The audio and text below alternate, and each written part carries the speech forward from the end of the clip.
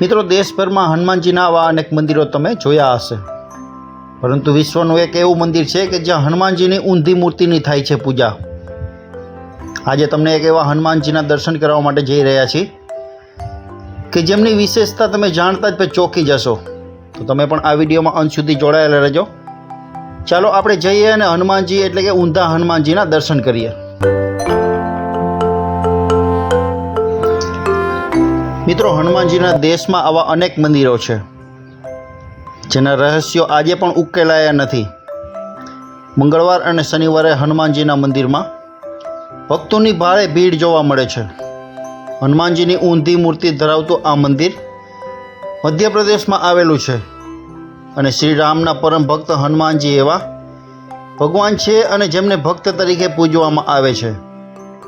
હનુમાનજીને સંકટ મોચનના નામથી પણ ઓળખવામાં આવે છે, કારણ કે તેઓ ભક્તોની તમામ મુશ્કેલીઓ દૂર કરે છે.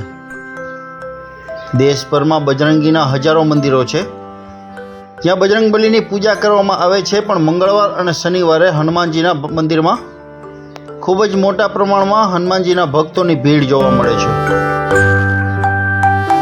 અહીં આવતા દૂર દૂરથી હનુમાનજીના ભક્તો પોતાની આસ્થા લઈને આ હનુમાનજી પાસે વ્યક્ત કરે છે અને આ ઊંધા હનુમાનજી તમામ ભક્તોની બધી જ મનોકામનાઓ પૂર્ણ કરે છે.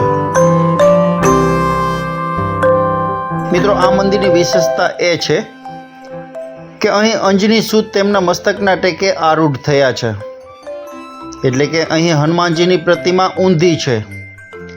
ભક્તો આ પવન સૂતને ઉલટે હનુમાનના નામે પણ સંબોધે છે. મિત્રો, હનુમાનજી એટલે તો કળિયુગમાં સૌથી ઝડપી પ્રસન્ન થનારા દેવ. એ જ કારણ છે કે સમગ્ર ભારતમાં પવન સૂતના અનેકવિધ સ્થાનકો જોવા મળે છે. એમાં ક્યાંક સિંદૂર સ્વરૂપે, ક્યાંક સ્વયંભૂ સ્વરૂપે, તો ક્યાંક ભવ્ય મૂર્તિ રૂપે અને અંજની સૂત ભક્તોને દર્શન થઈ રહ્યા છે. પરંતુ મિત્રો, આજે તમને એવી વાત કરવાની છે કે જે અનોખા જ હનુમાનજીની મૂર્તિ છે, અને આ મંદિર પણ એવું છે કે જ્યાં હનુમાનજીની સૌથી દુર્લભ પ્રતિમા સ્થાપિત છે. પ્રતિમા ક્યાંય અચરજ ભરેલી તો હનુમાનજીના બિરાજમાન થવાની સ્થિતિ છે. તમને કદાચ નવાઈ લાગશે, પણ ભારતમાં એક જ એવું મંદિર છે કે જ્યાં પવન સૂત ઊંધા થઈને બિરાજમાન થયા છે. તો ચાલો મિત્રો આગળ વાત કરીએ. તો મધ્યપ્રદેશના ઇન્દોરમાં સાવેર કરીને જગ્યા આવેલી છે, જ્યાં ઇન્દોર શહેરથી સાવેરનું અંતર મિત્રો લગભગ 30 કિલોમીટર જેટલું છે. અને અહીં આવેલું હનુમાનજીનું મંદિર લાખો હનુમાનજીના ભક્તોની પરમ આસ્થાનું કેન્દ્ર છે. મિત્રો, આ સ્થાનક પાતાળ વિજય હનુમાનજીના મંદિરના નામે પણ પ્રસિદ્ધ છે. મંદિરની વિશેષતા એ છે કે અહીં અંજની સૂત તેમના મસ્તકના ટેકે આરૂઢ થયા છે, એટલે કે અહીં હનુમાનજીની પ્રતિમા ઊંધી છે. ભક્તો આ પવન સૂતને ઉલટે હનુમાનના નામે પણ સંબોધે છે. સિંદૂર લગાવેલી આ પ્રતિમા ખૂબ જ ભાવવાહી વાસે અને ભક્તોને મન મોહી લે તેવી લાગે છે. મિત્રો, ઊંધા હનુમાનજીની મૂર્તિ જોતાં તમને પણ મનમાં પ્રશ્ન થતો હશે કે ઊંધા હનુમાનજી છે એનું કારણ શું છે. તેમની પાછળ એક રસપ્રદ કથા જોડાયેલી છે કે રામાયણ કાળમાં આહિરાવણ અને મહિરાવણે રામ લક્ષ્મણનું અપહરણ કરી લીધું હતું અને તેમને કેદ કરીને અસુરો પાતાળમાં લઈ ગયા.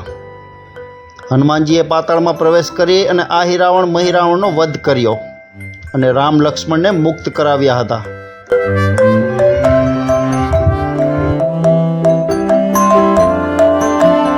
લોકવાયકા એવી છે કે સાવેરમાં જે સ્થાનક છે જ્યાં હનુમાનજીએ પાતાળમાં પ્રવેશ કર્યો હતો. પાતાળ પ્રવેશ સમયે હનુમાનજીનું મુખ જમીન તરફ હતું અને પગ આકાશ તરફ હતા.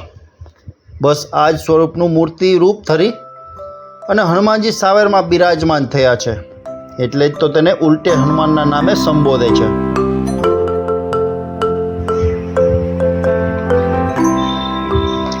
મિત્રો, સાવેરના ઉલટા હનુમાનજી મંદિરમાં શ્રી રામ, સીતા અને લક્ષ્મણની સાથે શિવ પાર્વતીની મૂર્તિઓ પણ બિરાજમાન છે. અલબત્ત ભક્તોને મન તો સવિશેષ મહિમા હનુમાનજીના ઊંધા રૂપને નિહાળવાનો છે અને કહે છે કે અહીં સળંગ 5 મંગળવાર અથવા તો શનિવાર ભરવાથી હનુમાનજી તમામ ભક્તોની બધી જ મનોકામનાઓ પૂર્ણ કરે છે. એટલે કે અહીં હનુમાનજી ની પ્રતિમાની ભલે ઊંધી હોય પણ આ પવનસૂત તો ભક્તોને સડસડાટ સીધા પરિણામ પ્રાપ્ત કરાવે છે.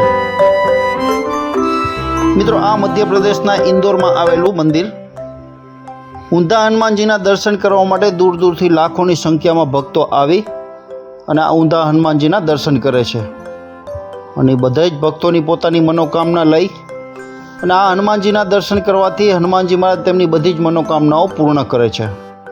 અને એવું કહેવાય છે કે ભલે ઊંધા હનુમાનજી હોય પણ તેમના ભક્તોની તો સીધા જ બધા કામ કરે છે.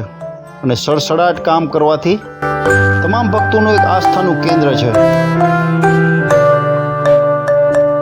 મિત્રો, આ વિડીયોમાં આપણે ઇન્દોરના એટલે કે મધ્યપ્રદેશના ઇન્દોરમાં આવેલું ઊંધા હનુમાનજી મહારાજના દર્શન કર્યા અને એમનો ઇતિહાસને મહિમા જાણ્યો. તમને પણ આ વિડીયો પસંદ આવ્યો હોય તો લાઈક કરજો, ખૂબ જ શેર કરજો અને અમારી ચેનલમાં નવા હોય તો સબસ્ક્રાઈબ કરવાનું ભૂલતા નહીં. ફરી મળીશું આવા જ નવા વિડીયો સાથે. નમસ્કાર.